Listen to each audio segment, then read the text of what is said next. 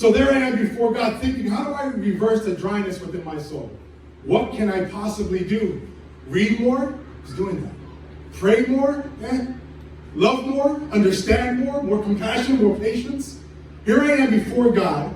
He is waiting to hear from me. And I go back to my default of looking at the data and checking where I went wrong.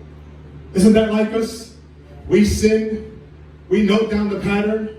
And when we mess up, we try to figure out a different pattern on how to defeat it.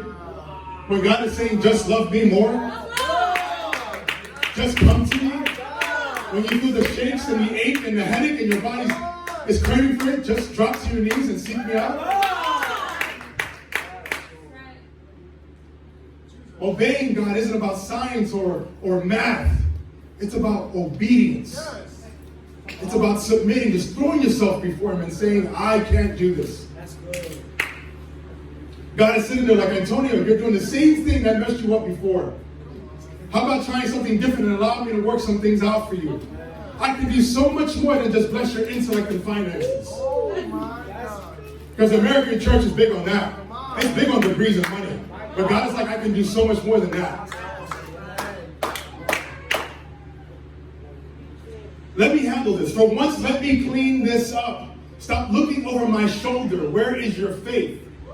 How many of us ask God for something and look over His shoulder as He does the work? Keeping inventory of all the blessings, and like God's not already, working it out, doing His thing. He asks me, where is your faith? What are you still doing here? We come to God and we say, God, can you fix my marriage? And He goes, okay. And we just stay in the office with Him. And He just looks up from His desk like, you can go. Like, I don't need you for this point. You can go. We're so quick to do the natural with our bosses. Our boss needs something, he's done, we're dismissed. We go, okay, you got it. But with God, we're just watching. With God, it's just like, go. I've got this. Have some faith. So I did. With a deep emotional breath, I replied, okay, my heart and mind are yours again. And now the Father is making room for me to simply talk to Him. He wanted it all. He wanted the core of my ways, my mindset, my emotions, my pain, even the things that I perceived as joy. That's right, we can make of things that are very heinous and dark, but we draw joy from that. It's why we sin. The things that are meant to destroy us, we find happiness in that. Temporary, but we find it. We find a good feeling, a good thing in that. Temporary, but we find it. God wanted it all, but I didn't know how to give it up. I didn't know where to begin. Here I am as a withered man, dry because I had bound myself up by my own decisions.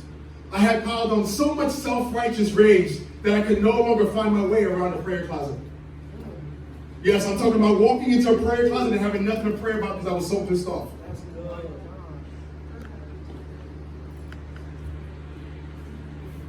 Walking around like a fool with the banner of Son of Thunder, not realizing that it led to their demise before Jesus stepped in.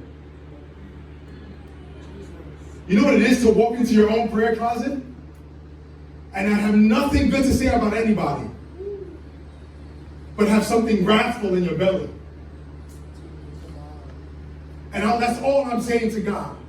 For months and months and months, just anger and rage. And God's like, when's this guy going to ask me to remove that anger and rage? Why does He love it so much? Do you feel like a big boy because you're mad? Because that works in the world, but not in the spirit.